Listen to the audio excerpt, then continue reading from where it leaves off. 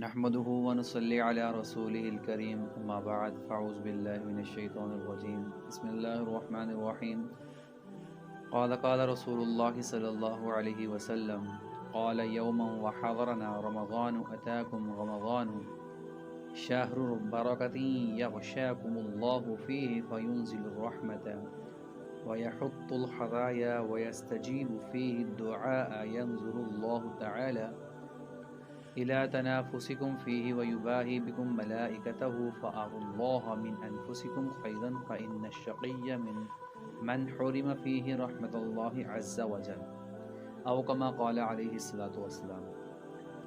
मेरे मोहतरम भाइयों दोस्तों, हुज़ूर नबी करीम सल्लल्लाहु अलैहि वसल्लम का पाक इरशाद है कि रमज़ानुल मुबारक के करीब इरशाद फरमाया कि रमज़ान का महीना आ गया है जो बड़ी बरकत वाला है और अल्लाह ताला इसमें तुम्हारी तरफ मुतवज्जे होते हैं और अपनी रहमत खासा नाज़िल फरमाते हैं और अल्लाह ताला की ज़ात बंदे की ख़ुताओं को मुआफ़ फरमाते हैं और अल्लाह बंदे की दुआओं को कबूल करते हैं। और अल्लाह फरमाते हैं कि जो इंसान के नफूस यानी नफ्स के अंदर जो चीज़ें उसको भी देखते हैं और फरिश्ते इस बात पे फ़ख्र करते हैं। तो हदीस के एंड पे आता है कि अल्लाह को अपनी नेकी दिखलाओ, बदनसीब है वो शख्स जो इस महीने में भी अल्लाह की रहमत से महरूम हो जाए। तो मेरे मोहतरम भाइयों दोस्तों, आपके सामने हदीस मुबारक पढ़ी गई। इसका फ़ायदा ये है कि इंसान का जो नफ्स होता है ना, इसकी तशरीह उलमा इकराम ने यूँ लिखी है कि नफ्स उसको कहते हैं जो दूसरे की हिर्स में काम किया जाए और मुकाबले पर दूसरे से बढ़कर काम किया जाए। यानी दुनिया के एतबार से बंदा मुकाबला करना जायज़ नहीं है। एक आदमी की कोठी है तो बंदा कहिए मैं भी इसी की तरह कोठी बनानी है। तो मेरे मोहतरम भाइयों दोस्तों, दुनिया के अंदर मुकाबला करना ये गुनाह है और अल्लाह ताला इस पे पकड़ भी सकते हैं। दीन के मुकाबले में, दीन के मामले के अंदर मुकाबला क्या है कि दीन के अंदर अपनी नेकियों को एक दूसरे से बढ़कर करना। जिस तरह सदीक़ अकबर रज़ियल्लाहु तआला अन्हु और हज़रत उमर फ़ारूक रज़ियल्लाहु तआला अन्हु नेकियों में बढ़ते थे। सैयदना उमर फ़ारूक रज़ियल्लाहु तआला अन्हु के बारे में आता है कि 40वें नंबर पर इस्लाम आए और इतनी मेहनत की कि खलीफ़ा सानी बने, यानी दोम खलीफ़ा जो वक़्त अमीरुल मोमिनीन बने वो खलीफ़ा सानी बने पूरी उम्मत मुस्लिमा की। मेहनत की उन्होंने कलमा पढ़ने के बाद। तो यहाँ पर उस चीज़ का तज़किरा किया जाता है और इस हदीस की भी यही है। तो इसी तरह हम भी कोशिश करें कि अपनी जान पर मेहनत करें। रमज़ान शरीफ हो चाहे गैर रमज़ान हो, रमज़ान मुबारक तो अल्लाह ने हमें एक तोहफ़े में दिया है और ये तोहफ़े में जो चीज़ दी जाती है तो उसको खुशी से कबूल करना चाहिए। ठीक है। तो इस तरह मेरे मोहतरम भाइयों दोस्तों, रमज़ान मुबारक की बहुत सारी हदीसें हैं जो बंदा सुनता है उस पर अमल करेगा तो अल्लाह ताला रमज़ान मुबारक की एक नेकी, जैसे सुबहान अल्लाह कहा, अल्लाह ताला इसका सवाब 70 गुना बढ़ा चढ़ा कर देंगे। नफलों का सवाब अल्लाह फ़र्ज़ों के बराबर कर देंगे और फ़र्ज़ों का सवाब बढ़ा चढ़ा देंगे।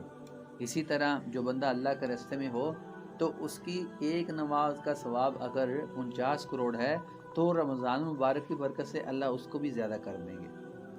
तो इस तरह एक नमाज पढ़ी है फ़र्ज़ तो उसका 70 के मुकाबले में अल्लाह ताला उसका हिसाब करेंगे। एक और सहाबी हैं जिनके बारे में आता है कि हज़रत अब्दुल्ला बिन अमर बिन आस, उनके बारे में आता है कि वो जब रोज़ा इफ्तार करते वक्त ना ये दुआ किया करते थे। देखो, हमने दुआएं भी इसके अंदर सहरी में भी पढ़नी है और इफ्तारी के अंदर भी पढ़नी है। वो दुआ ये पढ़ते थे, अल्लाहुम्मा इन्नी अस्अलुका बिरहमतिकल्लती वसिअत कुल्ल शैइन अन तग़फ़िर ली। ए अल्लाह, तेरी उस रहमत के सदक़े जो हर चीज़ को शामिल है, ये मांगता हूँ कि तू मेरी मग़फ़रत फरमा दे।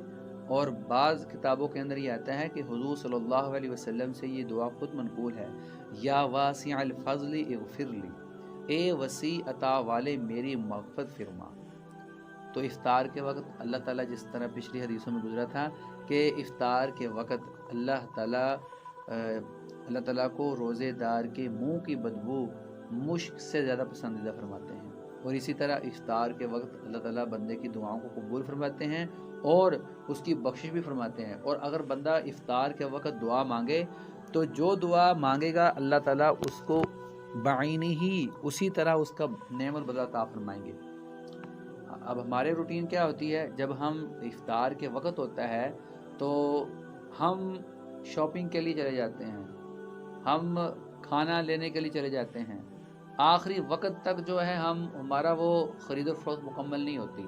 جب آدھا گھنٹہ باقی رہتا ہے تو پھر ہماری تیاری شروع ہو جاتی ہے کھانے کے لیے۔ تو اس سے ہم بچیں، پہلے سے ہم سارا سامان مکمل کریں اور اینڈ ٹائم پہ کم از کم دیکھو اتنی مشقت سے رات کو اٹھے، تہجد بھی پڑھی، سحری بھی کھائی اور سارا دن جو ہے نا مشقت کے ساتھ روزہ رکھا، ٹھیک ہے۔ اب اللہ تعالیٰ کی ذات بندے کو دے رہے ہیں، اور جب دے رہے ہیں اس وقت جو ہے ہم بازار میں پھریں تو یہ میرے بھائیوں اپنے اوپر بھی زیادتی ہے، اور یہ اپنی زندگی کے ساتھ، اپنے جسم کے ساتھ، اپنی روح کے ساتھ بھی زیادتی ہے۔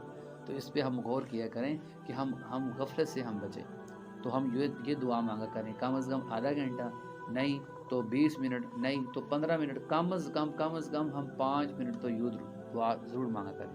جو بالکل رہ جائے اس کا مطلب یہ نہیں ہے کہ اگر آدمی کے پاس 5 منٹ نہیں رہتے تو 1 منٹ ہے، 1 منٹ بھی ہاتھ اٹھائے کم از کم جو ہے۔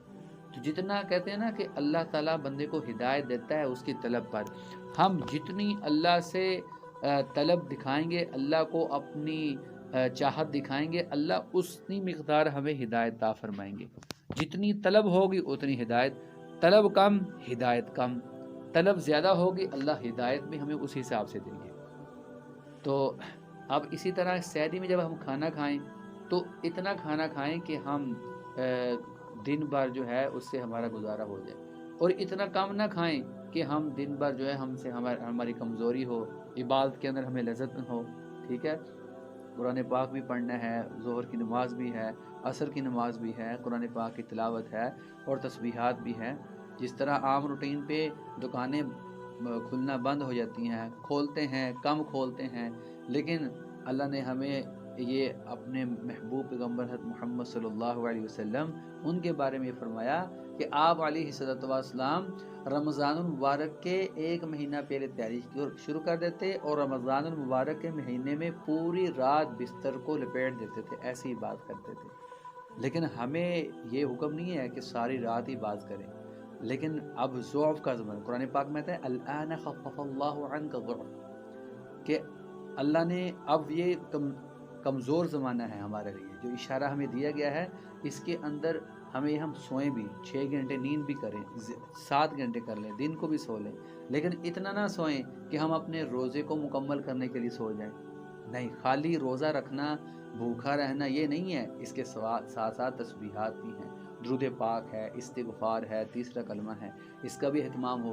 اور کھانا اتنا زیادہ بھی نہ کھائیں کہ سارا دن جو ہے نا ہمیں کھٹے ڈکار آئیں، اور شام کو جو ہے افطاری کے وقت یہ جو سارا سامان ہم ایک ہی وقت میں کھا لیتے ہیں، اتنا کھائیں جتنی ہمیں ضرورت ہے، ہر چیز کو لیں لیکن تھوڑا تھوڑا کر کے ہم لیں۔ تو دعا ہے کہ اللہ تعالیٰ ہمیں رمضان المبارک کے مہینے کی قدر کرنے کی توفیق بھی عطا فرمائے اور اس پہ عمل کرنے کی بھی توفیق عطا فرمائے۔ وآخر دعوانا الحمدللہ رب العالمین، آمین۔